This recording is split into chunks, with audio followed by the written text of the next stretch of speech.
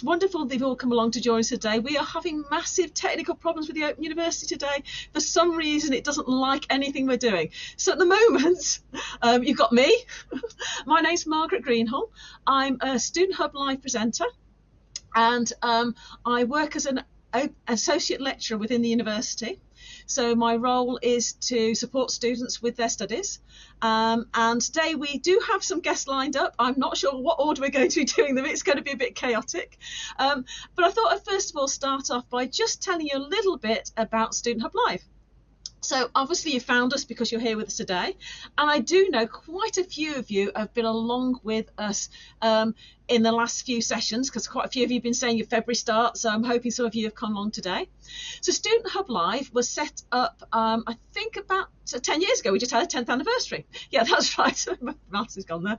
And the idea was that everybody works in little different bits within the university and they learn about their own subject area, but people were needing skills that were useful to all students, and they decided to work out, well, if we could have a central bit where we could provide skills and the students could come along and learn a skill and then get to know each other a little bit, then it would be an amazing resource. So they set it up 10 years ago. Isabella, who's one of our main presenters still, was one of the people that helped set it up.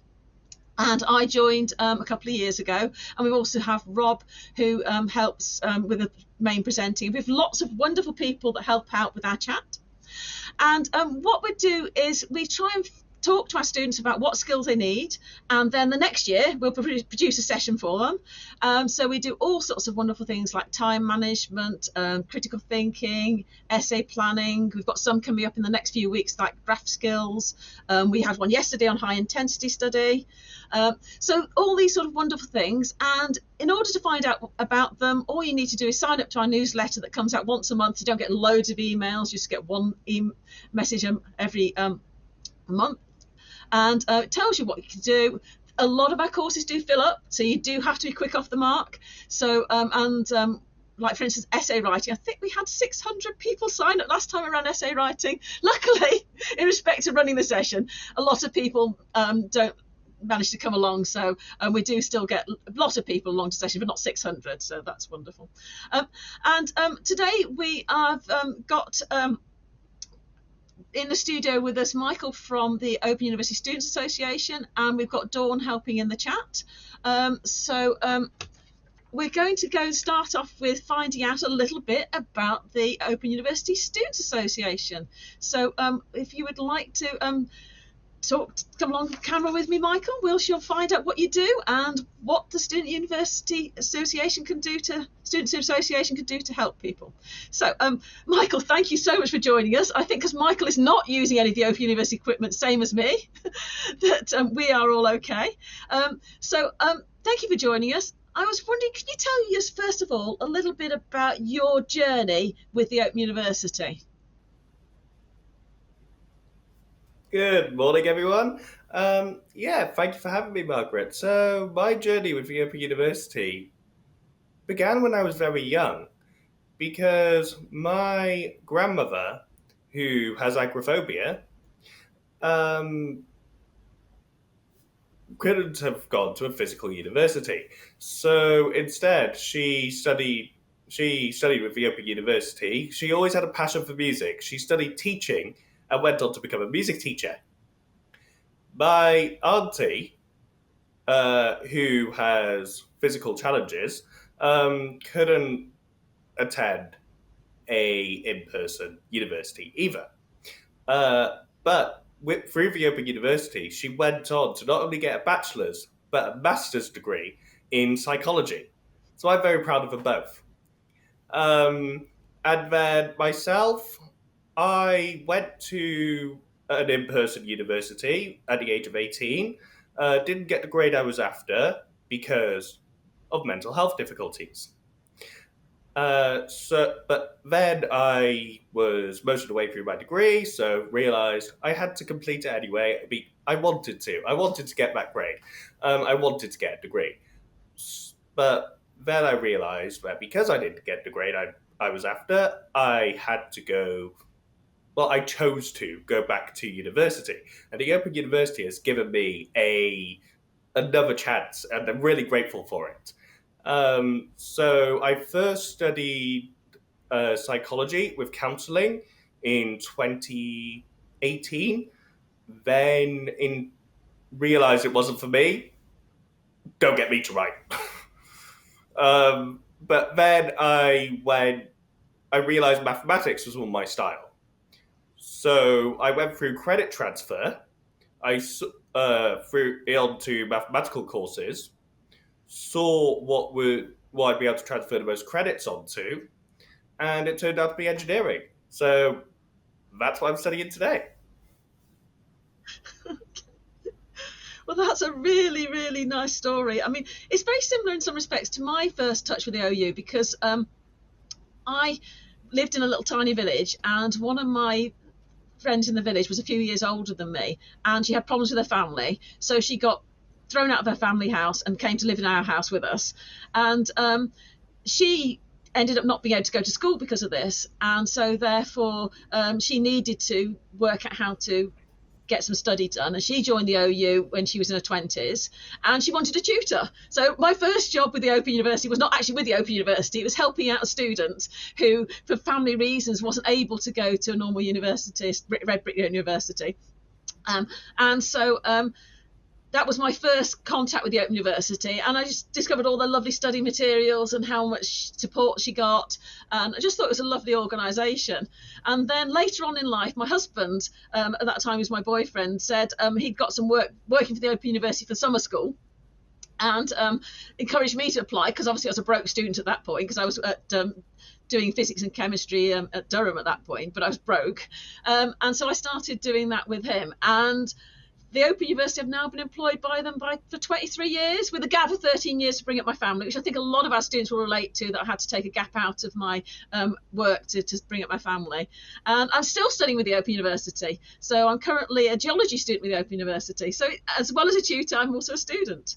So many of our students here are brand new to the Open University, and they may never have heard of the Open University Student Association, or we call it OOSA, because it's a bit of a mouthful. So, Michael, can you tell us a little bit about what OOSA does?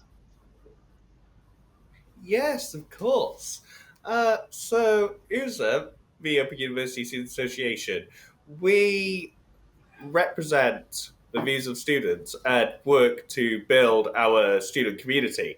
So we run many social events, from in-person events to an online bingo, where everyone is welcome. Anyone and everyone study with the Open University around the world.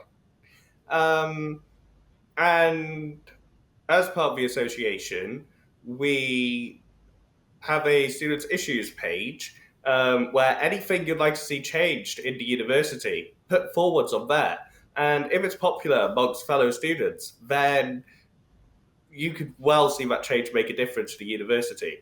So the association, we work to ensure that the views and what every student wants is made a reality, and very much enjoy doing so. So, a couple of things we're working on at the moment are building the neurodiverse experience and academic experience of each and every student. So, yeah, quite a great thing to be a part of. Brilliant. And a lot of other universities call it the student union, don't they? And I believe you're about to change your name to something different. What's it going to be called? Yeah, Can you remember? but yeah, from all those meetings, be shocked if I forgot. But yeah, we're changing it from the Open University Student Association to the Open SU, the Open Students Union. Okay, there we go. A Just lot in of case people are rebrand looking for you. Okay, yeah, going on there. So you mentioned a couple of things that we're working on at the moment. So anything else you're working on within the association at the moment? Yes, so as part of the student leadership team, um, so we are a group of students who, more like a family, who work together to represent students from every area, every subject. So, for example, I represent the nation of Wales at students across Wales, and I also have a privilege of being the interim representative for the School of Science, Technology, Engineering, and Mathematics. And in my role, so far, working with the student leadership team, I have collaborated to um, build the priorities and decide what we're going to be working on over the next couple of years. And we've decided on focusing on the neurodivergent student experience because a lot of neurodivergent students I've spoken to feel like they're not being supported enough by the university. So that's something we definitely are cracking down on, and we're working to make sure that our neurodivergent student experience is improved through just talking to as many students as possible and seeing how what they would like supporting, what support would benefit neurodivergent student experience. So please feel free to let us know. There's a lot of useful contacts on the association website. Then there's things like a lot of students, it can take too long for tutors to submit feedback back to students is something I've regularly heard from students. So that's something we're working on as well, because some students, it can be the next assignment can be around the corner when they're receiving their feedback. So that's something we're making sure doesn't happen. Then alongside this, there's quite a few exciting stuff. So off the subject of studying, I, as the Wales representative, I am building a Wales club for every student across Wales and beyond. Doesn't matter where you are, you're welcome to come together, socialise, meet up, help build our community, and hopefully to get some people from different services across the universities, such as yourself, Margaret, to come and give talks on what's going on to update our students. Also working on a very exciting club called Unity, which is a social music club.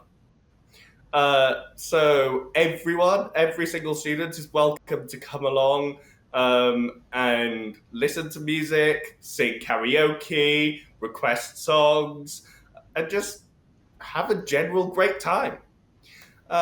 So we also run body doubling sessions. So these are sessions where students can come together and study alongside each other. You can have your camera on if you wish, have it off. It's just a bit of an opportunity to get to know each other while working and studying together. So there's a lot of exciting things going on. Oh, brilliant. That's wonderful, Michael. I didn't know it did so many things. I'm particularly interested if you want somebody to come along from STEM to talk to the students. I would be happy to do that. I have to admit, I've been a little bit guilty of getting my assignments back a little bit late recently because I've had family problems. So it is sort of one of the things that's nice to talk to people about, because sometimes, you know, there's that perspective as tutor that we have things that go wrong in our lives as well as the students sometimes.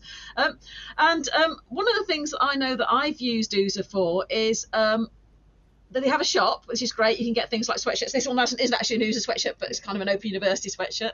One of the things you can do is get past exam papers. So it's really useful if you go onto the OOSA shop, because you just find, if you Google OOSA shop, Google knows where it is, even if you can't get to it through the Open University search. And you can go on there and you can get past papers for your course if they're available.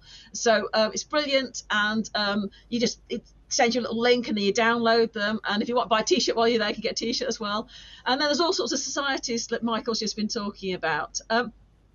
So you've talked about some of the things that you're doing to get the students some help, but what about if our students want to get involved? How would they get involved with OOSA?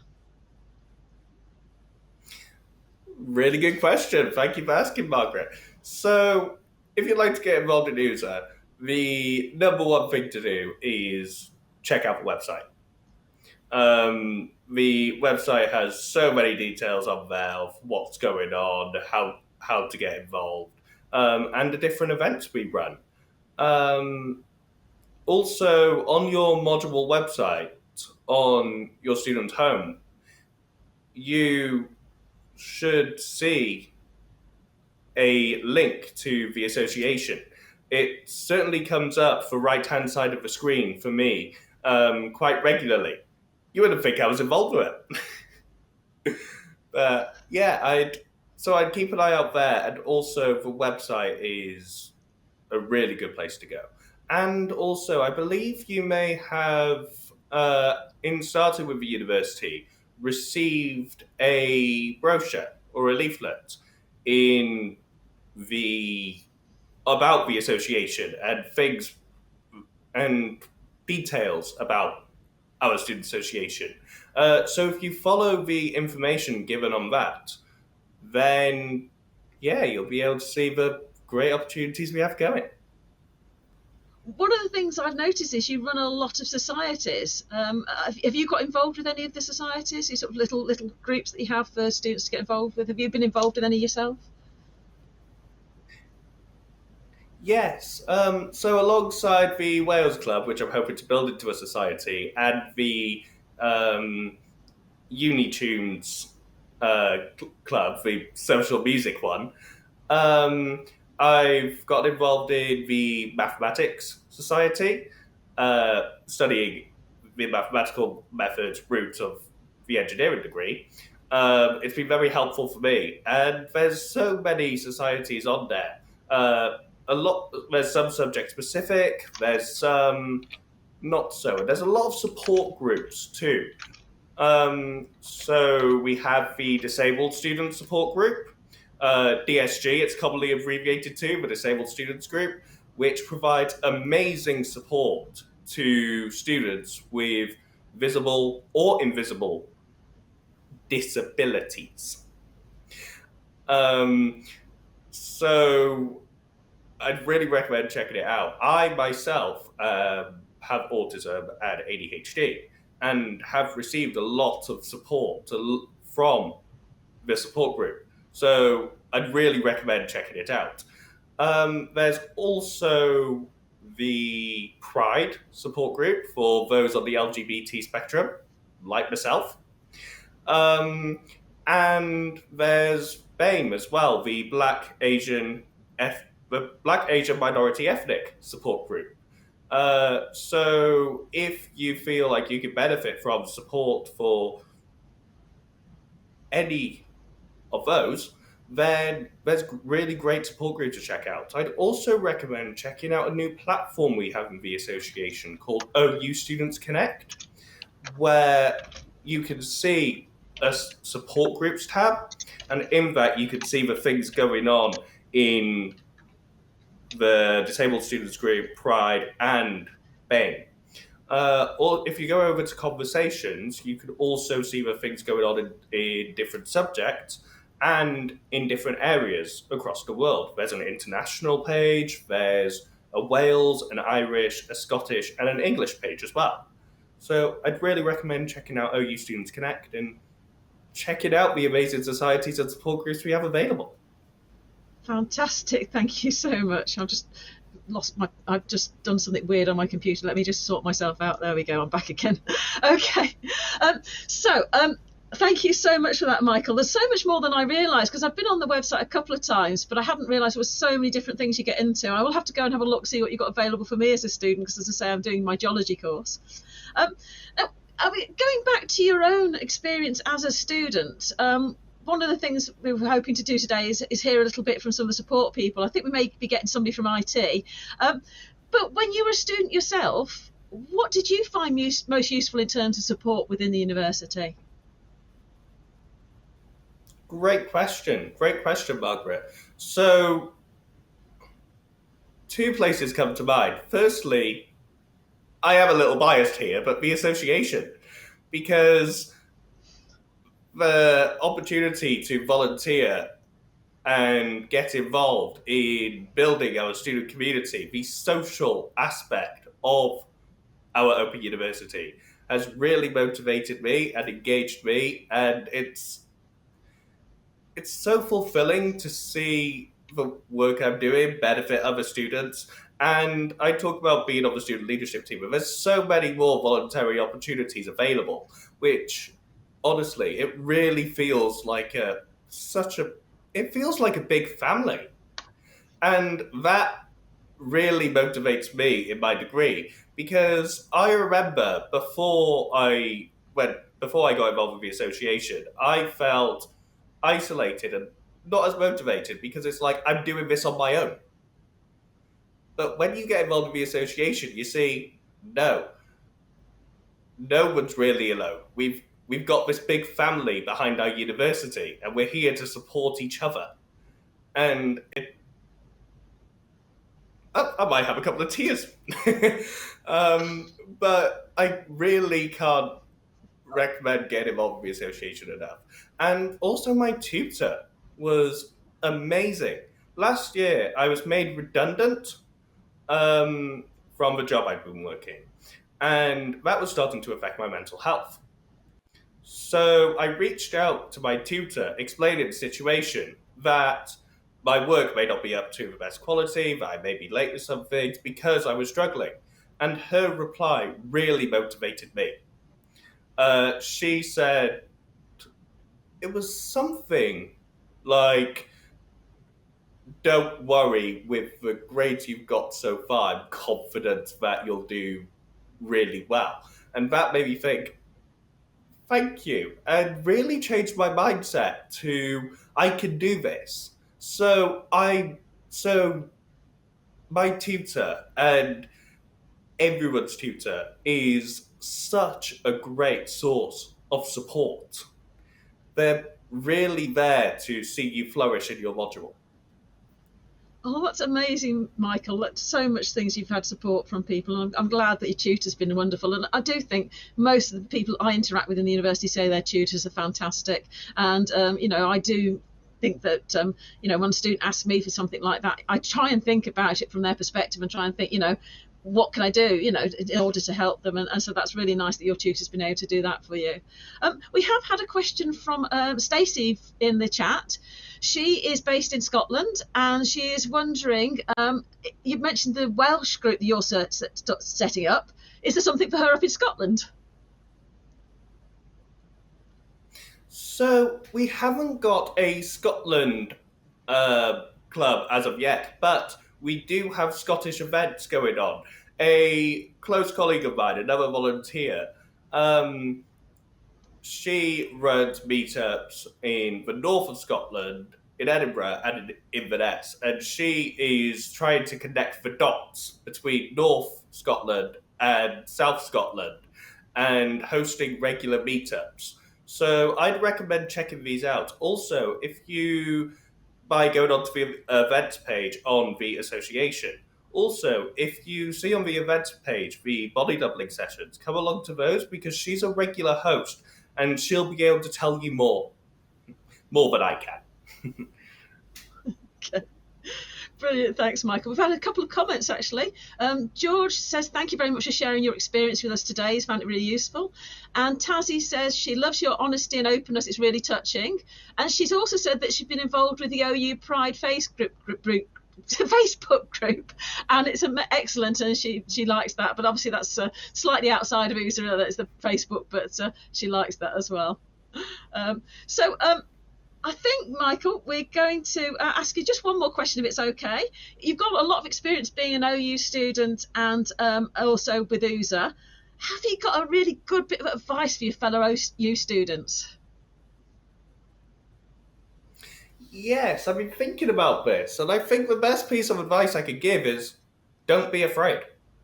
Because I remember when I started, I was even fearful to reach out to my tutor. I kept to myself, and that got me nowhere.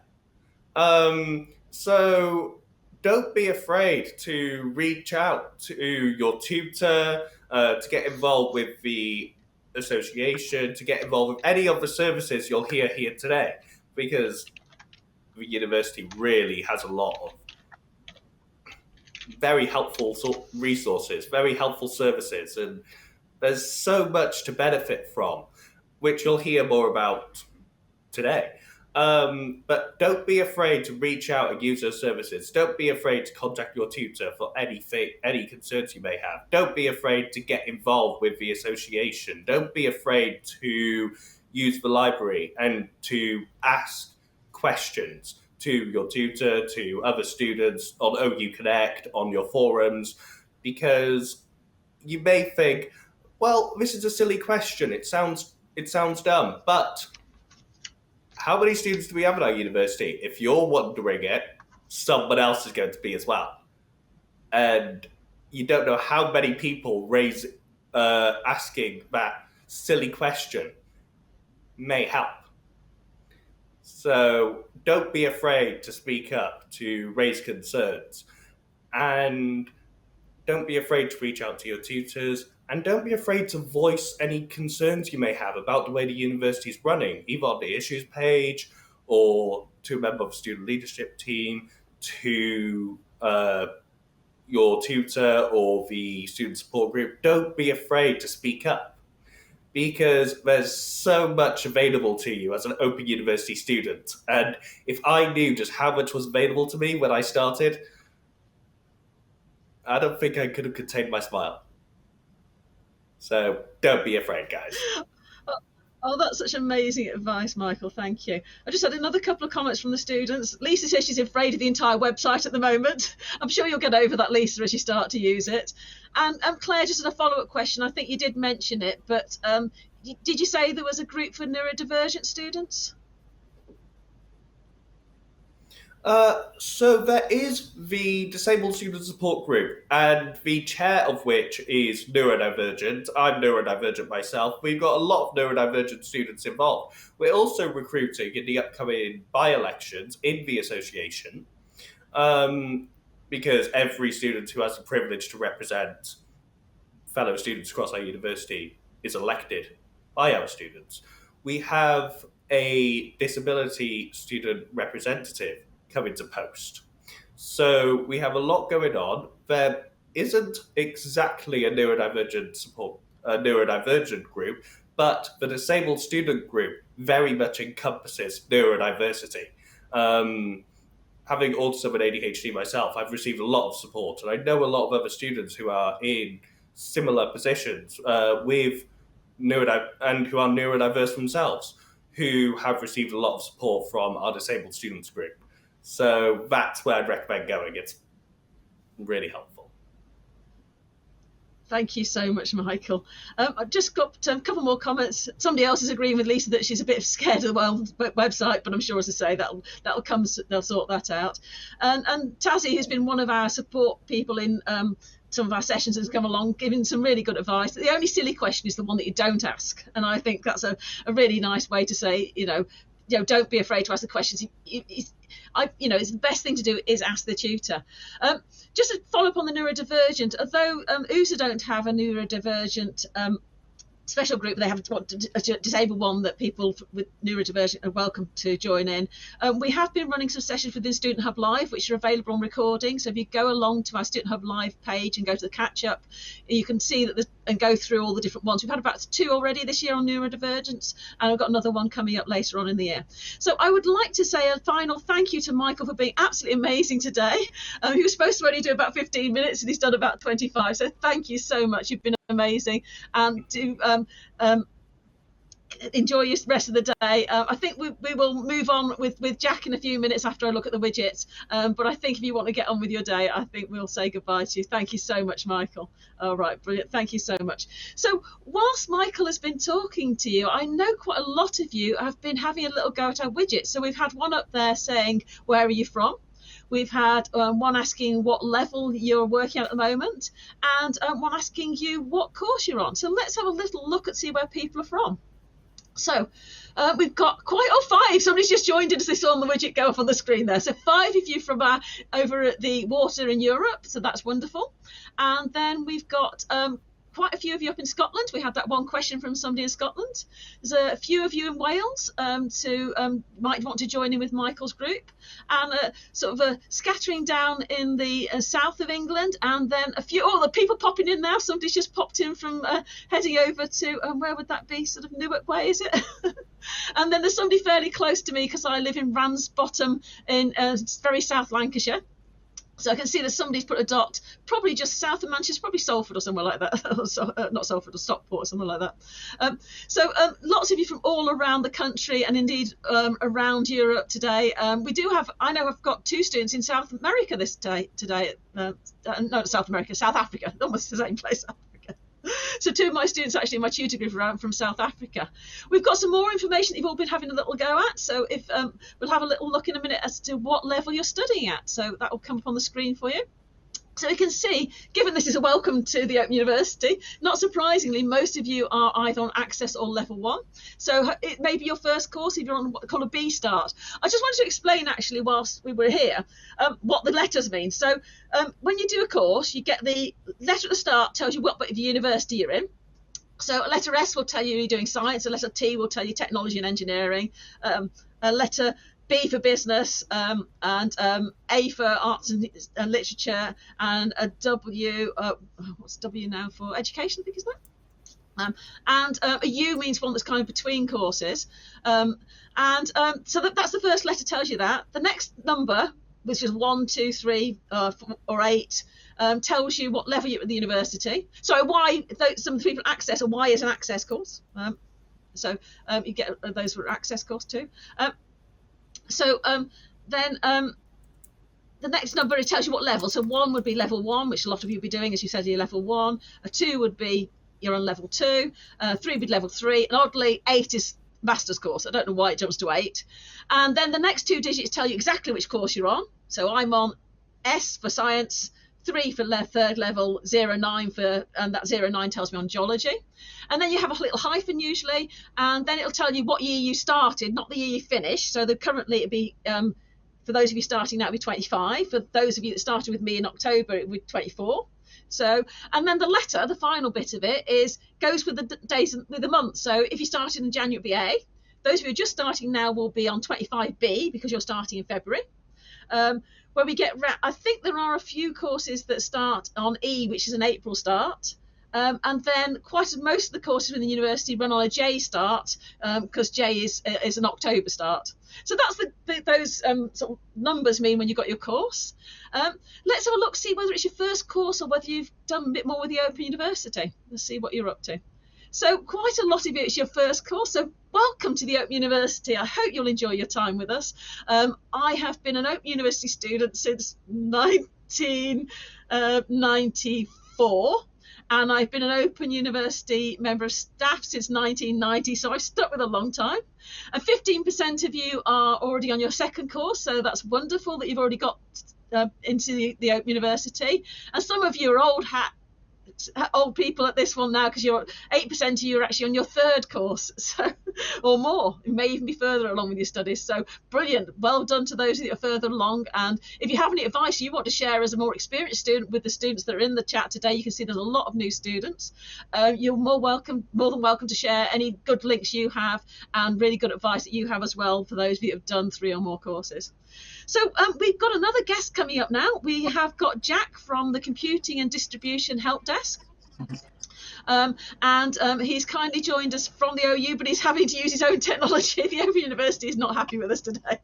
So Jack has managed to sort out a solution, because he's from computing. That's a good idea that he's been able to sort something out. He'd hoped he would be able to. So thank you so much for joining us today, Jack. I wondered, I've said it's called the Computing and Distribution Help Desk, but obviously you must have, or something like that. I've probably got that wrong. You're going to tell me I got that wrong. Could you tell us a little bit about your role in university? Yeah, of course. So, my name's Jack. I work for, like Margaret said, the Computing and Distribution Help Desk here at the Open University. So, our department, we sort of help students with a lot of different issues, really. So, we help with a lot of access issues. So, if you're struggling to access your student homepage, Office 365 for nursing students, if you're having issues accessing ePortfolio. They're all things that we can help students with. We can help students submit their assignment. So if you're ever having trouble trying to submit your assignment, always feel free to either call through to our team or jump on web chat with us. We operate 24/7, so we'll always be on hand to assist you with getting your assignment submitted any time of day. It's hard really to think sort of on the spot of what we do, but we sort of help with a wide range of issues.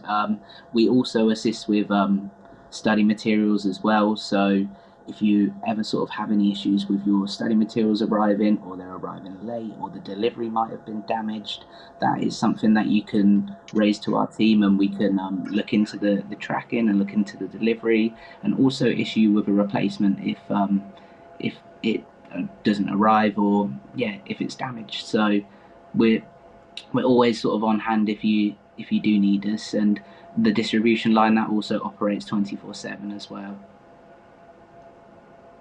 Oh, that's a lot of things that you do within your department. What about you personally? Are you answering phones or doing emails? Are you contacting students? I mean, what do you actually do yourself? So myself, I answer a lot of the calls. So if you do call through to our team, you'll most likely either speak to me or some of my colleagues.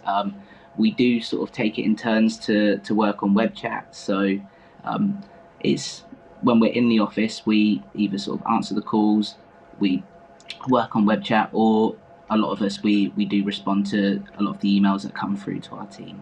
So, well, all of them. I shouldn't say some of them, no, all of them. I think it's the nerves getting to me a little bit. It's all right, Jack. We're having one of those days because Jack wasn't even supposed to be here today. One of his colleagues was supposed to be doing his role.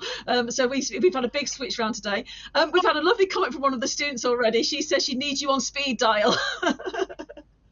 If any of the students do have any questions for Jack, although we've got the technology problems, I am getting some feed through a Google Doc. We've got some strange communication going on. And so if you put a question in the chat, somebody will type it in a box and I will be able to feed it to Jack and he'll be able to answer it when I get to that point. The other thing is we've got helping us out in the chat today, Dawn and Ralph, both from Student Services. Do pick their brains. If you've got any questions you would like to ask Student Services, they're there for you. So do pick their brains. If it's anything really personal, though, please do wait and contact Student Services separately. But if it's sort of general questions for Student Services, do use that as well as what's going on with the video today. So we're going to get back to Jack. So you said you go on the lines quite a lot. What sort of things you get asked about if you're on the telephone lines? So a lot of things is just sort of querying study materials. So so when the study materials go out, sometimes students don't realise what is included in that package. So we get a lot of students call through just to confirm that they've received all of the materials, or if there is something missing, then like I said, we can always get that replaced for them.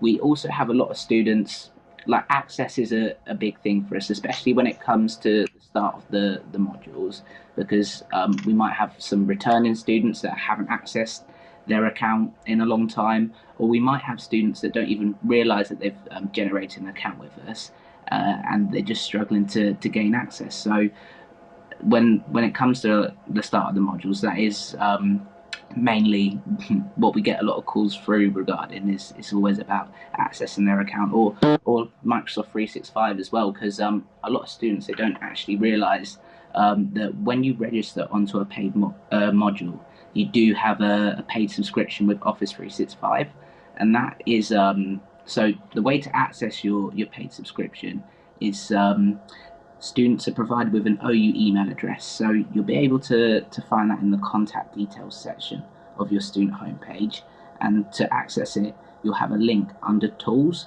for Microsoft 365. So if you click on that link under Tools, it will ask you for your username, which will be the OU email address, and the password. That will be the same password that students use to sign into Student Home, because it uses a single sign-on. So if you ever reset the password in the future for Student Home, that's automatically going to update your Microsoft 365 password. And you can also either work online with Microsoft, or you can install that onto your computer itself. and you can install it on up to 5 devices.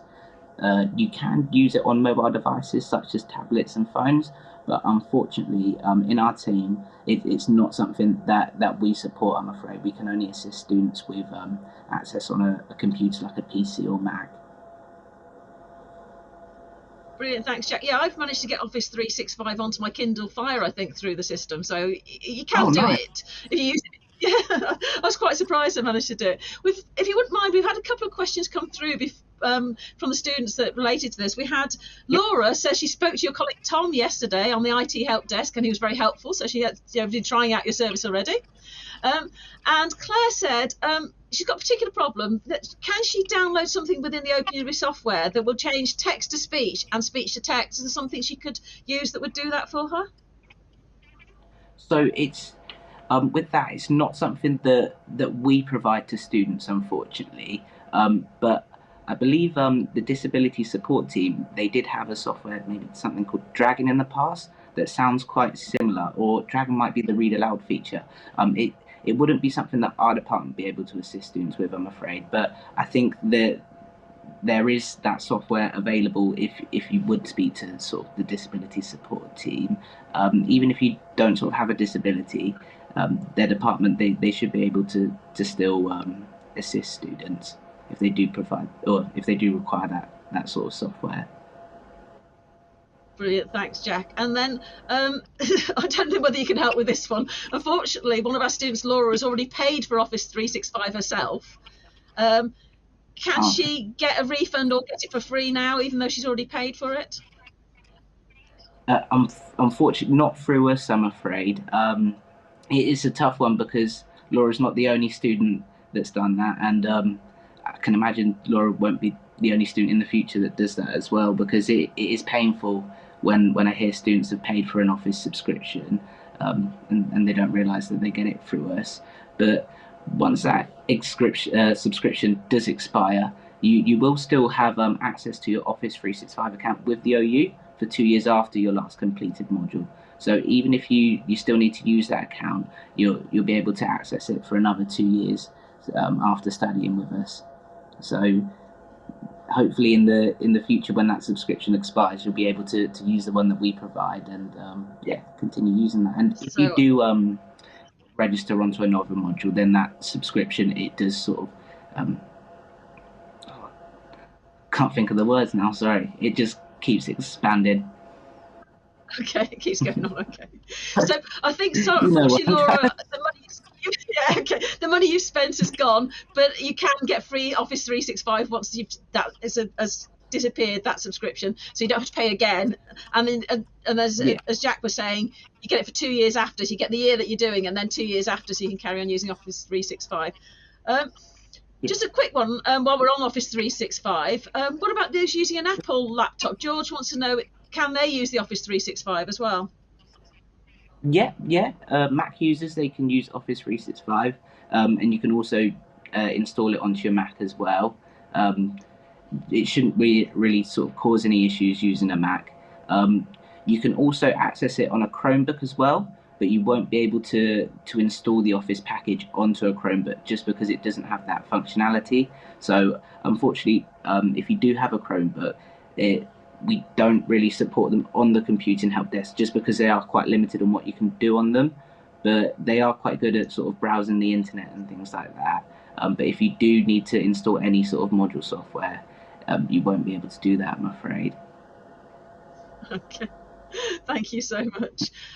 Now I know you said you don't support tablets, so this may not be one you can answer, but Jane says she's going to be using a tablet for most of the course rather than a PC. Will she be able to send TMAs from a tablet? Yeah, you can send TMAs from a tablet. On our help center page, we do have a part on there for sort of technical troubleshooting, and that does tell you how to submit on tablets and iPads and things like that.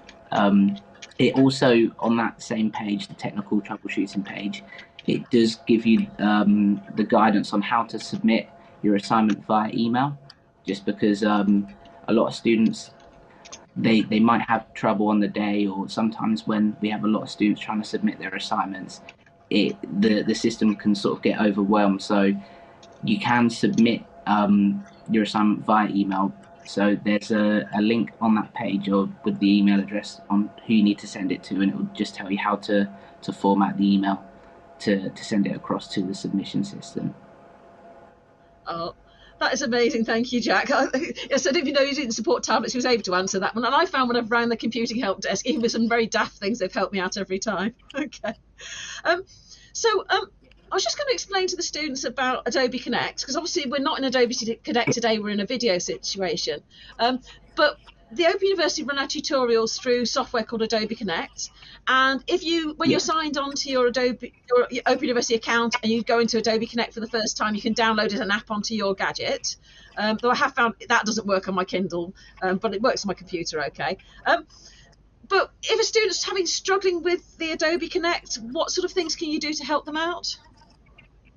So if students are having trouble joining a tutorial on Adobe Connect, what we can sort of do, because we have elevated permissions on the computing help desk, we can go into the room as a host of the session and send like a guest link to help the students get in that way. We can also help with like audio issues and things like that. So if you're ever sort of struggling hearing other people in the room, or the microphone's not connecting, that is something that would be able to assist students with, just so that they can try and have the best experience possible within the Adobe Connect sessions. And because we operate 24/7 as well, some of the tutorials, they are later on at night. So don't feel that you're stuck at home alone. Just give us a call or jump on web chat and we can help you get into that session. But one thing I would sort of want to say about Adobe Connect is we get a lot of emails and calls where it said, oh, I wasn't able to get into my session last night, and if it comes up with a message that says session has not yet started or waiting for the host, there's nothing wrong with what you're doing. That's like an online waiting room. So basically that just means that the tutor or the host of the session has not yet joined. And then what will happen is once the host joins, it will just allow everyone to go through to that Adobe Connect room.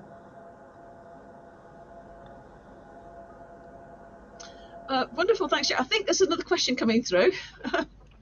Yeah. I was thinking, all right. Now, Rebecca's asking, she wants to purchase a laptop. Is there any way she can get support for that financially? Do you know that? I mean, no, it's not directly your department, but do you know whether she could get support for that or not?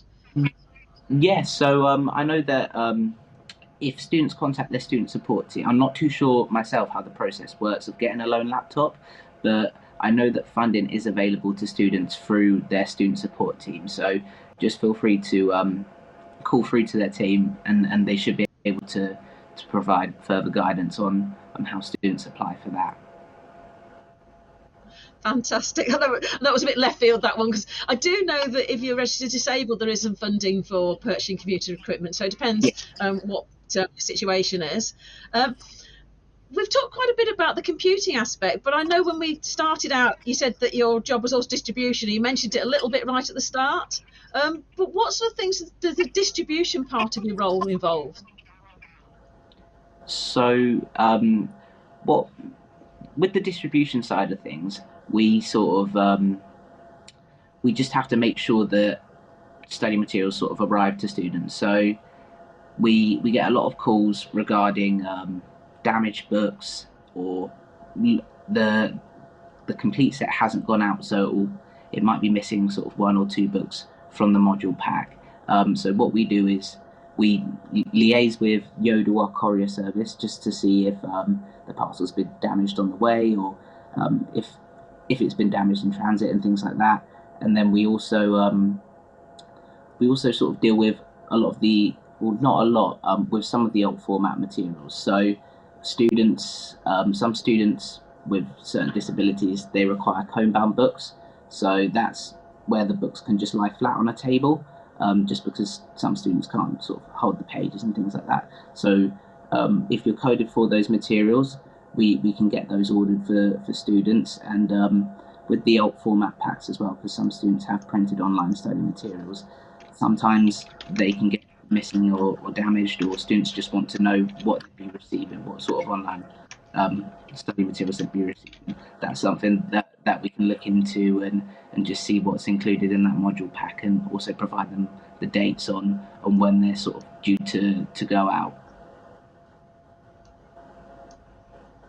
Thank you so much, Jack. I've got a lot of questions coming on here as well. And I know it's another one that you say you don't support mobile phones, but we do have Frances asking, she's struggling to watch the module content on the mobile phone.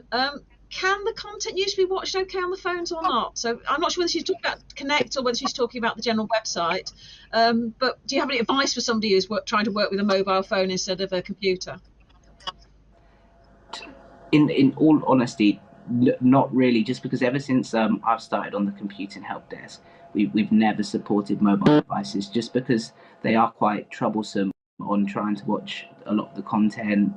It is just hard to work on a mobile phone in general, so we always advise students to use a computer when sort of looking through our site, just to get the best experience as possible. And if there is anything sort of not working on a mobile phone, unfortunately we can't sort of raise that further, because it should work on a mobile phone, but it's mainly designed for viewing on a computer. So if it doesn't work, or if you do have any issues, what we can do is, on the computing help desk, we have a screen sharing tool called Go to Assist, which allows us to join students' computers and try and see what's going on, and also test broken links. So if there was an issue with the video itself and it wasn't working on a computer, then we can speak to the curriculum managers and just see if there's an issue with the video itself.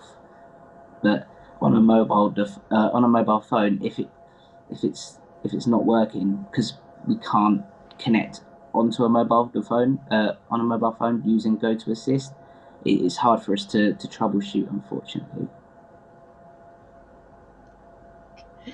Well, I think quite a few of the students are saying things. I mean, Rebecca's saying her iPad doesn't like it as well, and it's unfortunate, because I think the trouble is there's so many different gadgets, aren't there? You can't have information about every single one. What I would say is, from a personal point of view as a student, what I've found is with Adobe Connect, I can't get Adobe Connect on my gadget, but what I can do is, after the session's finished, I can watch the recording of it, because that's just an MPEG file.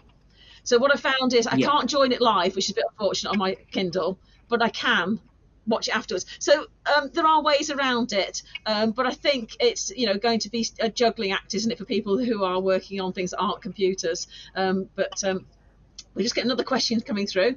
Do you have any particular IT support for neurodivergent students or other disabled students?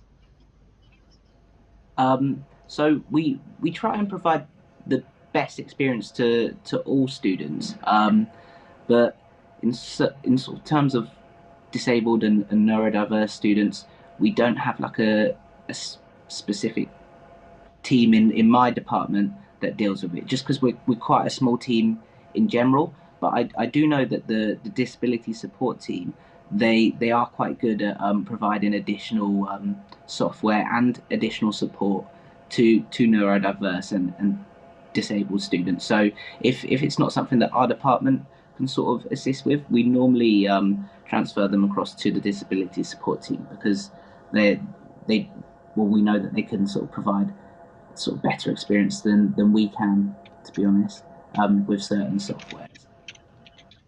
It's only just because we're not trained on it ourselves, unfortunately. Okay, thank you very much, Jack. So I was typing at the same time, though. I'm trying to communicate with my team through typing as well. Thank you so much. I would just like to sort of finish off with, what do you think your best advice would be to a new student? You've obviously supported a lot of students. If you had to pick one bit of advice, like Michael did about, not being scared, what would be your one bit of big advice for a new student? So I'm going to say something quite similar to Michael. I just want to say, don't feel stuck and don't feel like you're alone. Because we operate 24/7, we encourage students to to call our team. If it's not something that we can help with, we will always try our best to give you the best guidance or point you in the right direction. So don't feel like you're alone or you have no one to talk to. We're always there to try and help you the best that we can. So that's what I'd recommend to do. Like Michael said, just call us. That's the best thing that I can recommend new students to do, because it can be quite daunting when you're starting the module for the first time. Okay, thank you so much, Jack. I would just like to say thank you to Jack and Michael, and they're just going to come on screen. If there are any final questions for them, I will ask them questions. Any thoughts on anything at all that you think would help a student at this point from Michael and Jack?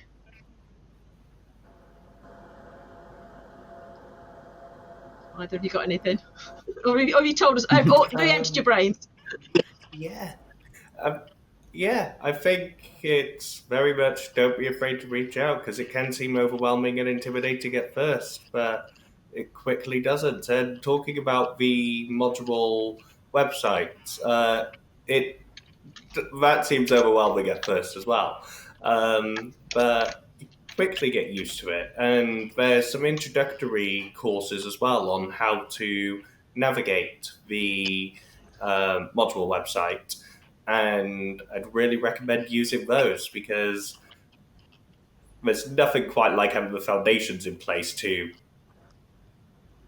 build on your academic success. Thank you so much for both of you today. You've been absolutely amazing. Michael was supposed to have a nice, easy time watching himself and come up last, and he jumped up first for me. And Jack was supposed to be sitting in chat helping out, and he's come on camera. So both of you have been both amazing. I will just say goodbye to both of you, and then I've just got one or two more things to tell the students before we call and enter the call today. So thank you very much, Michael and Jack. You've been amazing. And I shall see you later, I'm sure. So thank you very much to our guests today. I've got one or two more things to tell you about before we finish for the day. So I think the chat supporters have been putting in some links to our previous sessions for freshers. So we ran some lovely sessions in September, one similar to this one called Welcome to the OU, but we had different guests, so a completely different set of guests there. And one called It's Okay to Ask Questions, where again we had a completely different set of guests. So if you wanted to find a little bit more about the Open University, please do try those catch-up sessions for us that ran in September. And I think Stacey's been asking, what's the Sconnell scheme? So we were going to have a guest from the library, and what she was going to tell us was that the library does a lot of things electronically. So you can do things like download ebooks, you can access research papers, you can get a librarian to help you with all sorts of things. And if you're physically near to Milton Keynes, you can toot along and get yourself into Milton Keynes Library and use the physical resources at Milton Keynes. But if you live a long way from Milton Keynes, like I'm up in Manchester, Lancashire, I don't want to be nipping down to Milton Keynes to use a library. They have a scheme called Sconnell, which is SCONUL, if you want to look it up. I think somebody will have already put the link in the chat. And Stacey's been asking, what is it?